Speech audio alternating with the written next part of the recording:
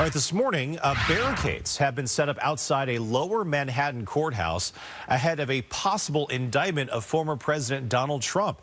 It would be the first ever criminal case against a U.S. president. Now, the decision on whether or not to indict him lies in the hands of a Manhattan grand jury.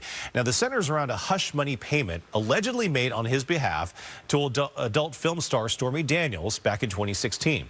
Daniels was paid $130,000 by former Trump lawyer Michael Cohen. Trump is expected to turn himself in if he is indicted. If that happens, he will be fingerprinted, have a DNA sample taken, and get a mugshot as well. Now, joining from D.C. to discuss the political ramifications of today's possible indictment is reporter Doug Luzader. Doug, good morning once again. Good morning. All right, so Doug, set the scene in New York from what we know. We know barricades have been set up outside the lower Manhattan courthouse where the grand jury is, but have protests started at all? Good morning. Well, we're going to see what the grand jury decides to do here. The former president, indicated he'd be arrested, he thought today. Seems unlikely. We have a source telling us that there's going to be, in fact, another witness called before the grand jury tomorrow, which makes an arrest today very unlikely. It may happen, though, and there are questions about the mechanics of this, how all of that is going to play out.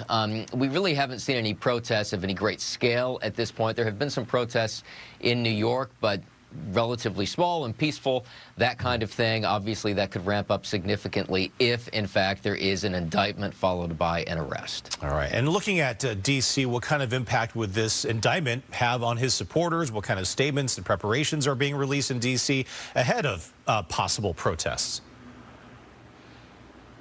Well, if, in fact, there's an indictment, then we have to prepare for jury selection and a trial and so on, and that's where things are really going to get complicated. I mean, you think of how difficult jury selection is for anyone. Right. Think about how difficult it will be to find the number of jurors you need that don't have a strong opinion about the former president.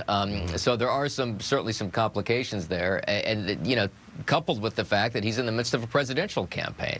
So we're in some new territory here. Now, there is certainly a line of thought that this may ultimately redound to the president's benefit, the former president's benefit, that this may, in fact, get some in the Republican base to kind of circle the wagons around him at a time when he needs as much Republican support as possible to pick up the nomination. And then if Trump does turn himself in after a possible indictment, Doug, what happens next here? Do we know? Well, they would begin the process of jury selection and begin moving forward on a criminal case, assuming that's what the grand jury decides, assuming that an indictment is seen as the appropriate resolution as far as the grand jury is concerned. Then we begin a trial. All right. Doug Luzader reporting live from D.C. this morning. Thank you.